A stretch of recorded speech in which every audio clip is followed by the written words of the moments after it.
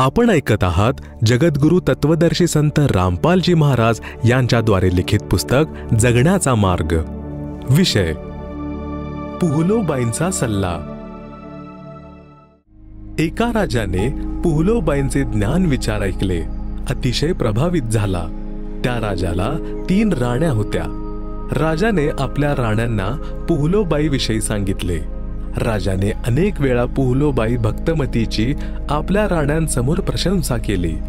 आपल्या पतीच्या मुखातून दुसऱ्या स्त्रीची प्रशंसा ऐकून राण्यांना आवडले नाही, परंतु काहीच बोलू शकल्या नाहीत। त्यांनी भक्तमती पुहलोबाईला बघण्याची इच्छा व्यक्त केली।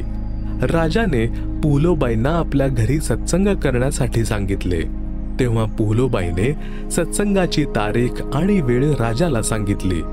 सत्संगाच्या दिवशी राण्यांनी अतिशय सुंदर तसेच महागडे कपडे तसेच सर्व दागिने परिधान केले। आपले सौंदर्य दाखवण्यासाठी कोणतीही कमतरता ठेवली नाही। राण्यांनी विचार केला होता की पुहलो अतिशय सुंदर असेल। भक्तमती पुहलो राजाच्या घरी आली। तिने खादीचे मळकट कपडे परिधान केलेले होते, हातात माळ होती, चेहऱ्याचा रंग सुद्धा गोरा नव्हता। भक्तमती पुहलोला पाहून 3ही राण्या फिदी फिदी हसू लागल्या आणि म्हणाल्या की ही आहे ती पुहलो, आम्ही तर विचार केला होता की खूप सुंदर असेल। त्यांची चर्चा ऐकून भक्तमती पुहलोबाई म्हणाली की वस्त्रा आभूषण तन की शोभा, यह तन काचो भांडो, भक्ती बिना बनोगी कुतिया, राम भजो ना रांडो। भावार्थ, सुंदर वस्त्र तसेच आभूषणे शरीराची शोभा वाढवतात।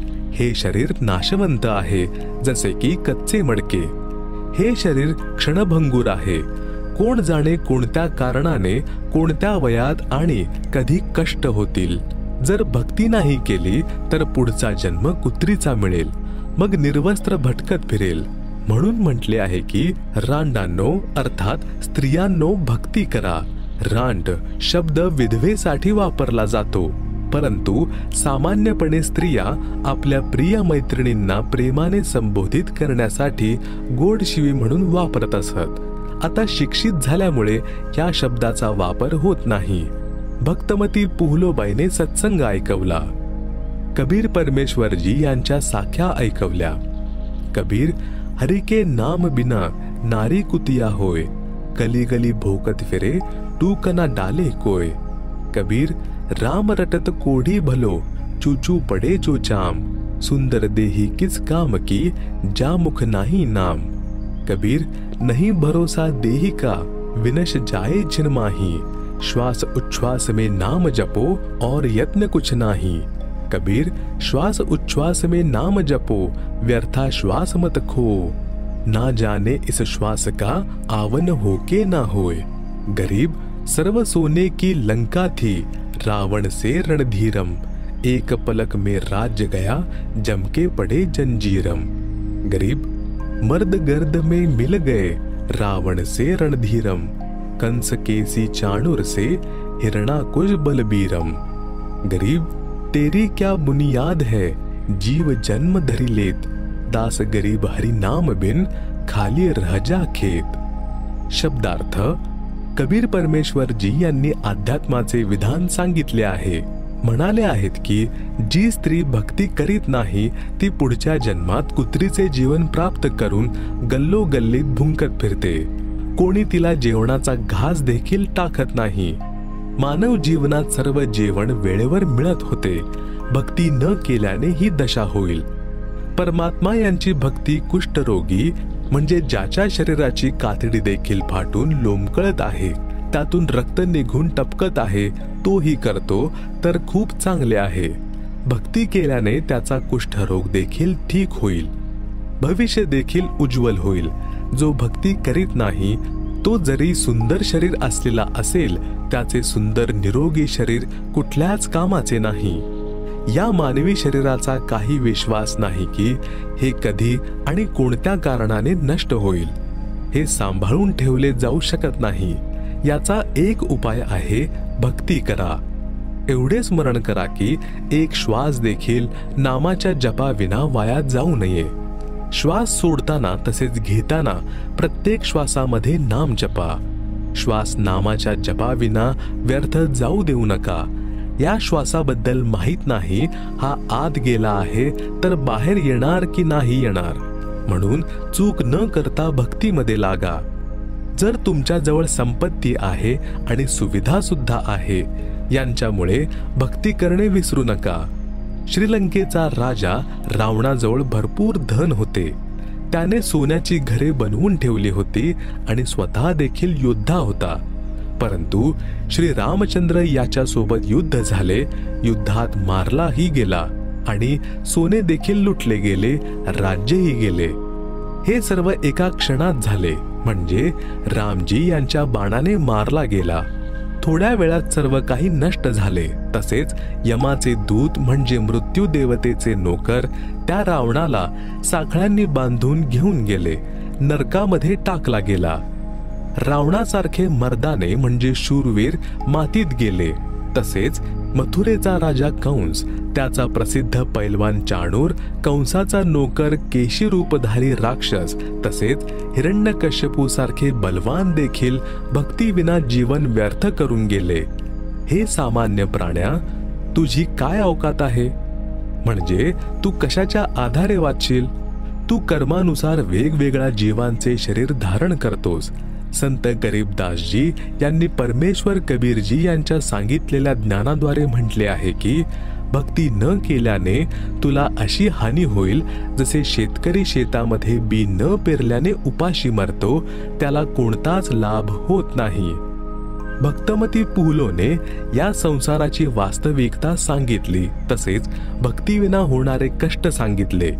छोट्याशा राज्याचा तुकडा प्राप्त करून तुम्ही इतका गर्व करत आहात, हा व्यर्थ आहे.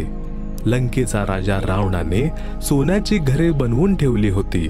सत्य भक्ती न केल्याने राज्यही गेले, सोने सुद्धा इथेच राहिले, नरकाचा भागी बनला.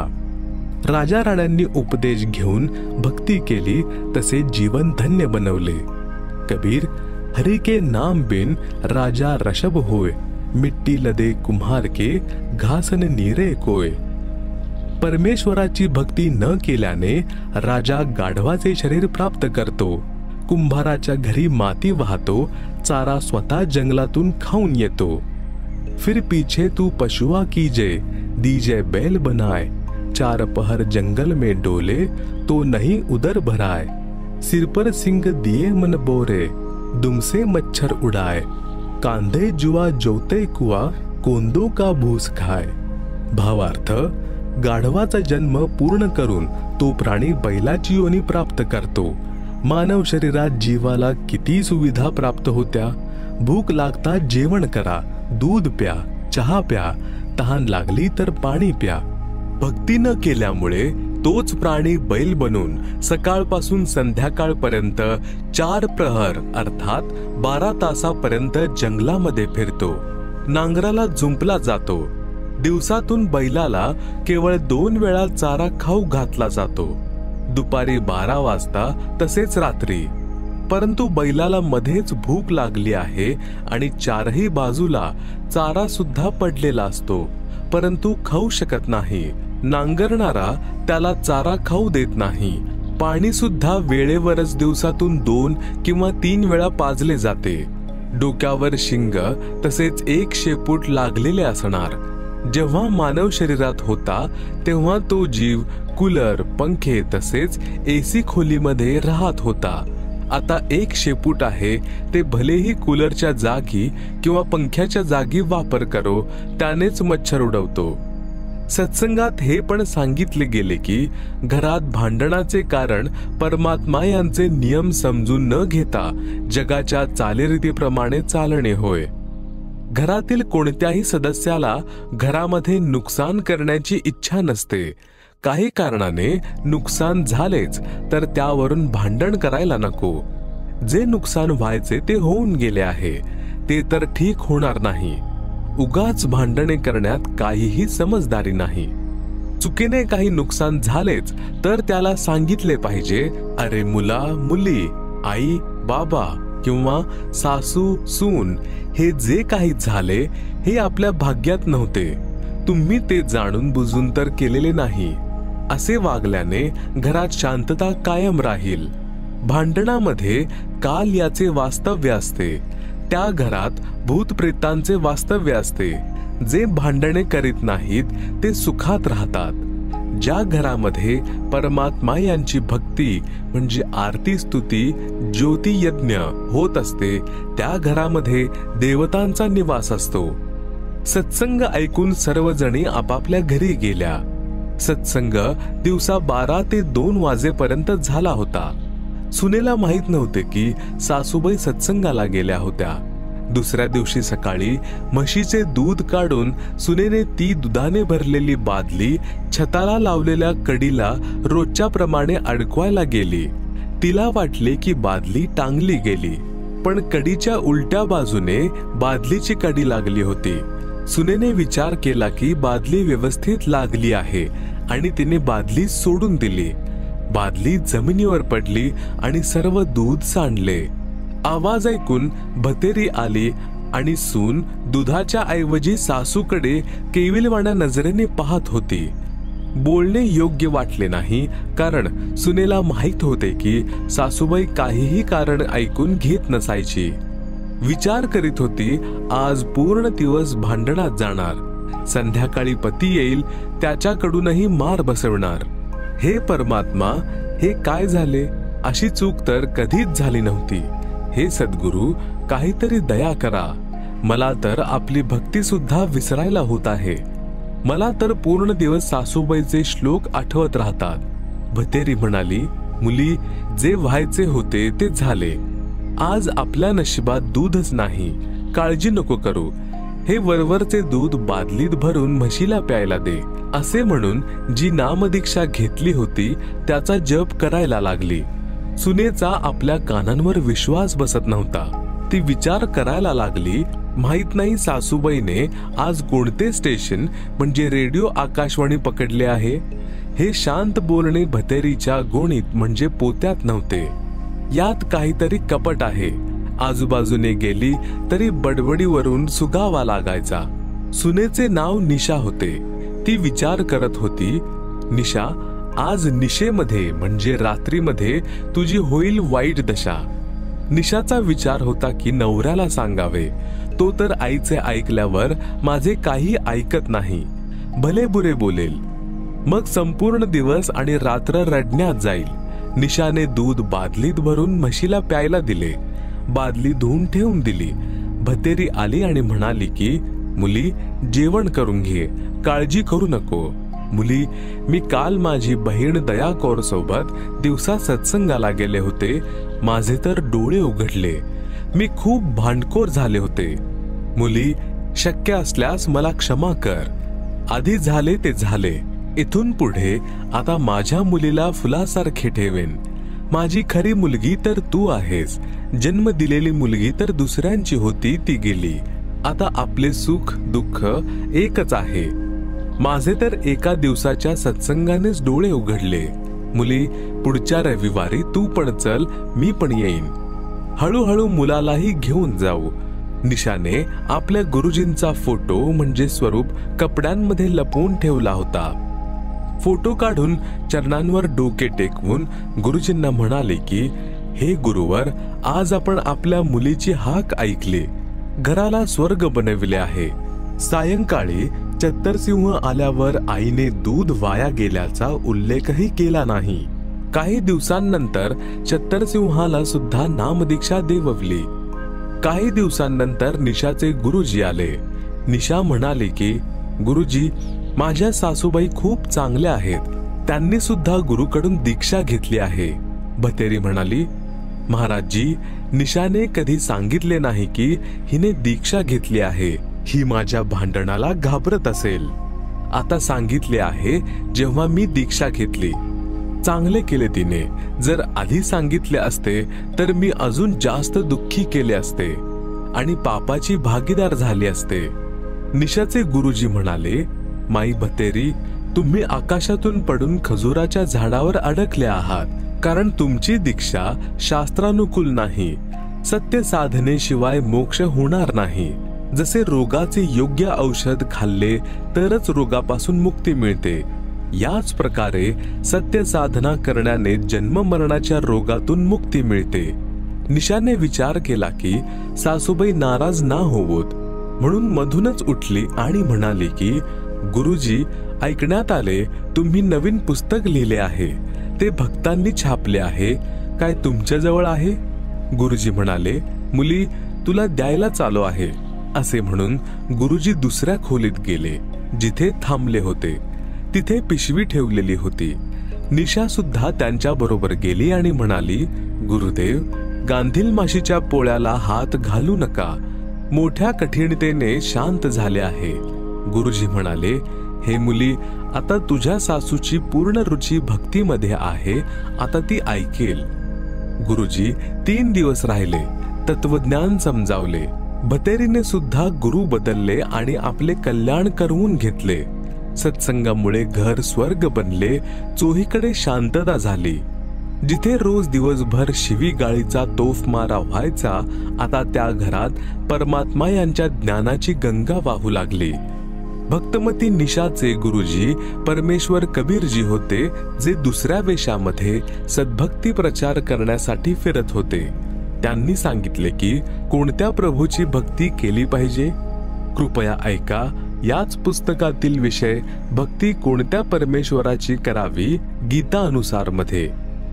निष्कर्ष, परमेश्वर कबीरजी यांनी सांगितले आहे की मन नेकी कर ले तो दिन का मेहमान, माता पिता तेरा कुटुंब कबीला, कोई दिन का रल मिल का मेला, अंत समय उठ चले अकेला, तज माया मंडान, कहां से आया कहां जाएगा, तन छूटे तब कहां समाएगा, आखिर तुझको कौन कहेगा गुरु बिन आत्मज्ञान, कौन तुम्हारा सच्चा साई, झूठी है ये सकल सगाई, चलने से पहले सोच रे भाई, कहां करेगा विश्राम, रहट माल पनघट जो भरिता, आवत जात भरे करे रीता, जुगन जुगन तू मरता जीता, करवा ले रे कल्याण, लख 84 की सहत्रासा, ऊंच नीच घर लेता बासा, कह कबीर सब मिटाऊ रासा, कर मेरी पहचान. सारांश, परमेश्वर कबीरजी यांनी आपल्या मनाला संबोधित करून आम्हा प्राण्यांना सावध केले आहे की या संसारामध्ये 2 दिवसाचे म्हणजेच थोड्या वेळेचे पाहुणे आहोत. या थोड्याशा मानव जीवनामध्ये आत्मज्ञानाच्या अभावामुळे अनेक पाप जमा करून अनमोल मानव जीवन नष्ट करून जातो. धन कमावण्याच्या विधी तर संसाराचे व्यक्ती सांगू शकतात, परंतु गुरुदेवजींशिवाय आत्मज्ञान म्हणजे जीव कुठून आला? मनुष्य जीवनाचा मूळ उद्देश काय आहे? सद्गुरु धारण केल्याशिवाय म्हणजेच नामदीक्षा घेतल्याशिवाय जीवाचा मानव जन्म नष्ट होऊन जातो. ही गोष्ट गुरुजींशिवाय कोणी सांगणार नाही. भले पृथ्वीचा राजा जरी बनला तरी भविष्यात पशुजन्म मिळणारच. जन्म मरणाचे चक्र गुरुजींच्या ज्ञान व दीक्षा मंत्र म्हणजे नामाशिवाय समाप्त नाही होऊ शकत. जोपर्यंत जन्म मरणाचे चक्र समाप्त होत नाही तर सांगितले आहे की यह जीवन हरहट का कुआं लोई, या गलबंधा है सब कोई, किडी कुंजर और अवतारा, हरहट डोर बंधे कई बारा. भावार्थ, जसे रहाटाच्या विहिरीवर लोखंडी चक्र लावलेले असते, त्यावर बादल्यांची साखळी वेल्डिंग केली जाते, त्याला रहाट म्हणत असत. पूर्वी ते बैल वा उंटांकडून चालवले जात होते. जसे बैल उंटांकडून घाणा चालवला जातो, पूर्वी अधिक चालवत असत. रहाटावरील बादल्या खालून विहिरीतून पाणी भरून आणतात व रिकाम्या होतात. हे चक्र सदा चालू असते. त्याच प्रकारे पृथ्वीरूपी विहिरीतून पाप तसेच पुण्याची बादली भरून वर स्वर्ग नरकात रिकामी केली. अशाच प्रकारे जन्म मरणाच्या चक्रात जीव सदैव राहतो. वरील शब्दांमध्ये हेच समजावले आहे की संसारात परिवार धन सर्व त्यागून एक दिवस एकटा निघून जाशील. नंतर कुठे इतर ठिकाणी जन्म घेऊन हीच क्रिया करून निघून जाशील. जर आपण घरून अन्य शहरात जातो तर जाण्यापूर्वी निश्चित करतो की तिथे जाऊ, त्यानंतर कुठे विश्रांती करू, परंतु संसार सोडून जातो तर कधी विचार करत नाही की कुठे विश्रांती करणार. हे जीवा, 84 लाख प्रकारच्या प्राण्यांच्या शरीरात छळ सहन करतो, मरतो, जगतो, म्हणजे नवीन प्राण्यांचे जीवन प्राप्त करतो. कधी राजा बनून उच्च बनतो, कधी कंगाल होऊन नीच बनवतो. परमात्मा कबीरजी समजावत आहेत की अवतारगण म्हणजे राम, कृष्ण इत्यादी सुद्धा सत्य साधना न मिळाल्याने जन्म मरणाच्या चक्रात अडकले आहेत. सत्य साधना माझ्याजवळ आहे. अरे प्राण्या, तू मला ओळख. मी समर्थ परमात्मा आहे. मी तुझ्या जन्म मरणाचे सर्व झंझट समाप्त करेन. शब्द नंबर 2. नाम सुमरले सुकर्म करले, कौन जाने कल की, खबर नहीं पल की. कोडी कोडी माया जोड़ी, बात करे छल की. पाप पुण्य की बांधी पोटरिया, कैसे होवे हल्की. मात पिता परिवार भाई बंधु, त्रिरिया मतलब की. चलती बरिया कोई न साथी, क्या माटी जंगल की. तारों बीच चंद्रमा जो झलके, तेरी महिमा झला छलकी. बने कुकरा विष्ठा खावे, अब बात करे बल्कि. ये संसार रैन का सपना, ओस बूंद जल की. सतनाम बिना सबय साधना, गारा दलदल की. अंत समय जब चले अकेला, आंसू नैन ढलकी. कह कबीर गह शरण मेरी, हो रक्षा जल थल की. भावार्थ, परमात्मा कबीरजी यांनी सांगितले आहे की हे भोळ्या माणसा म्हणजे स्त्री पुरुष, परमात्माचे नामस्मरण कर, शुभ कर्म कर. माहित नाही उद्या म्हणजे भविष्यात काय दुर्घटना होईल. एका क्षणाचे सुद्धा ज्ञान नाही आहे. लांडीलबाडी केल्याशिवाय धनाचा संग्रह होणारच नाही, ज्यामधून काही धर्मावर देखील खर्च करतो. अशा प्रकारे पाप तसेच पुण्याची 2 गाठोडी बांधली, ती कशी हलकी होईल. पाप नरकात, पुण्य स्वर्गात भोगतो. आई वडील, भाऊ पत्नी इत्यादी नातेवाईक आपापल्या स्वार्थाच्या बाबतीत विचार करतात. पूर्वजन्मांमुळे परिवार रूपात जोडलेले आहेत. ज्याची ज्याची वेळ पूर्ण होईल, संस्कार समाप्त होत जातील, तो त्वरित परिवाराला सोडून निघून जाईल. जसा रेल्वेचा डबा भरलेला असतो, ज्याने ज्याने जिथले जिथले तिकीट काढले आहे तेथे तेथे उतरून निघून जातात. हा परिवार रेल्वेच्या डब्या समान आहे. मृत्यूनंतर या शरीराची माती होते. त्यावेळेस तुझ्या परिवारातील कोणीही सदस्य बरोबर असणार नाही. एक माणूस आपल्या पत्नीवर खूप प्रेम करत होता. वृद्ध झाला तर त्याचा मृत्यू जवळ होता. तो आपल्या पत्नीला म्हणाला की तू माझ्या सोबत येशील. तिने लगेच नाकारले की नाही, मी नाही मरणार तुझ्यासोबत. तुझ्यापेक्षा 3 वर्षे लहान आहे. वृद्धाला त्या दिवशी धक्का बसला. त्याने तिच्याशी बोलणेच बंद केले. जवळ आली तर तोंड फिरवायचा, काहीच बोलायचा नाही. 60 वर्षांच्या सहवासात त्या वृद्धाला प्रथमच जाणवले की कोणीच कोणाचे नसते. जर त्या वृद्धेला समज असती आणि खरंच प्रेम असते तर म्हणाली असती की मला पण सोबत घेऊन चला. वृद्ध काय सोबत घेऊन गेला असता? त्याचे मन खुश झाले असते, सहजरित्या मेला असता. वेळेच्या आधी त्या वृद्धेला कोणी मारलं असतं. यावरून सिद्ध होते की वास्तविक प्रेमाच्या गोष्टी या अवास्तव आहेत. सगळे स्वार्थामुळे जोडले गेले आहे. अरे माणसा, पूर्वजन्मीच्या जप तप तसेच धर्मसंस्कारांमुळे वर्तमानात मंत्री, पंतप्रधान किंवा उच्च अधिकारी होऊन असा मोठेपणा करत आहे, जणू रात्रीच्या तारांगणातील चंद्राची शोभा असते. जर सत्संग विचार ऐकले नाहीत तर आत्मज्ञानाशिवाय विना परमात्म्याची भक्ती न केल्यामुळे भविष्यातील जन्मात कुत्रा बनून विष्ठा खाईल. आता तू आपल्या बल म्हणजे शारीरिक शक्ती, पदाच्या ताकदीच्या गोष्टी करतोस, मग पशु बनून अनेक यातना भोगशील. नरसे फिर पशुआ कीजे, गधा बैल बनाई. 56 भोग कहाँ मन बोरे, कुरडी चरने जाई. शब्दार्थ, जो मनुष्य म्हणजे स्त्री किंवा पुरुष शास्त्रानुसार गुरुकडून दीक्षा घेऊन सद्भक्ती करत नाही, तो मृत्यू पश्चात पशु जीवन प्राप्त करतो. तो गाढव वा बैलाचे शरीर प्राप्त करतो. मानव शरीरात स्वादिष्ट भोजन खात होता.